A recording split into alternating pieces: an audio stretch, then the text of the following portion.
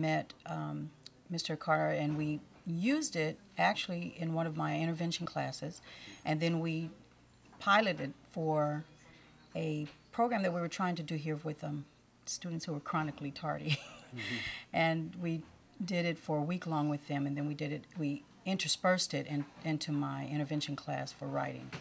And we used it with the students who are chronically tardy, we used it to try to inspire them. There's a couple of pieces in there that talk about not making excuses and owning up, taking responsibility for your actions. And we used a couple of those pieces. We pulled them in to help the students, motivate them, and to help them get rid of these excuses that they make for being tardy, specifically for being tardy. But what happens is whenever you start dealing with those kind of subjects, there's always a broader set of habits, if you will, that you're dealing with. And so some of that came out in the discussions, and we were able to deal with that. We were able to help the students talk about goal setting, talk about what they want to do, some achievements that they like to make while they're here in high school.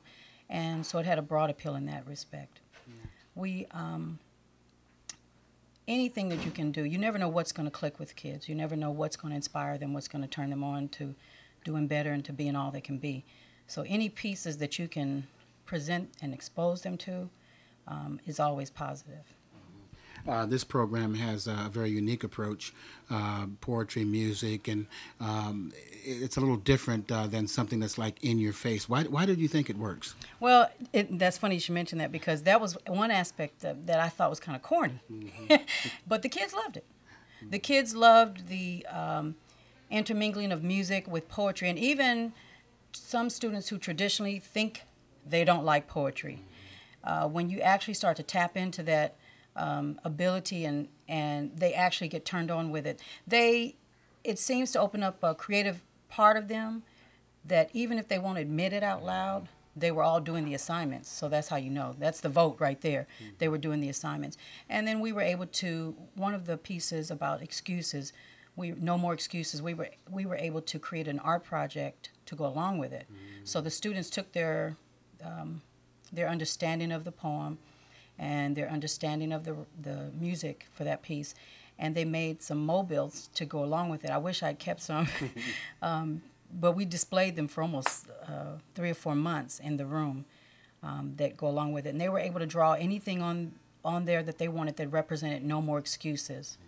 And it was interesting how the kids interpreted it and then creatively demonstrated how they wanted to stop making excuses.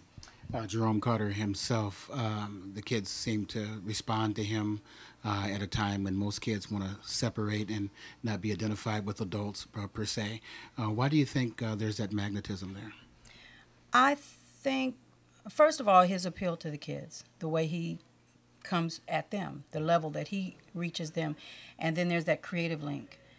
I think that he gets across to them on many levels. One, because he is from this area. He grew up in the same kind of environment that they did.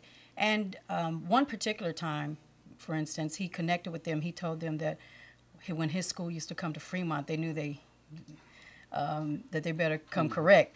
And the kids loved it. He's pumping up their school, and they loved it. And so that was one way of connecting with them. Once you get the kids to buy in, and if you're genuine, and you want to share something with them that they know will help them be better. My feeling is that kids, they want to go along that path with you. They want to do better. All of them aren't knuckleheads, mm-hmm. So when they felt his genuineness and his comedic, additions to it, of course he had them, right here in the palm of his hand to be able to buy in on it. And they enjoy the music, and they enjoy expressing themselves. Most kids want to be heard, and this is another avenue to allow them to express who they are, where they think they're going, what their dreams are, what their aspirations are. We even had a couple of students who wanted to take it a step further and wanted to contact him because one student in particular, she has a book, a journal she's been keeping, and she wanted to, how do I get in touch with you? She wanted to take it even further than just, the class assignment.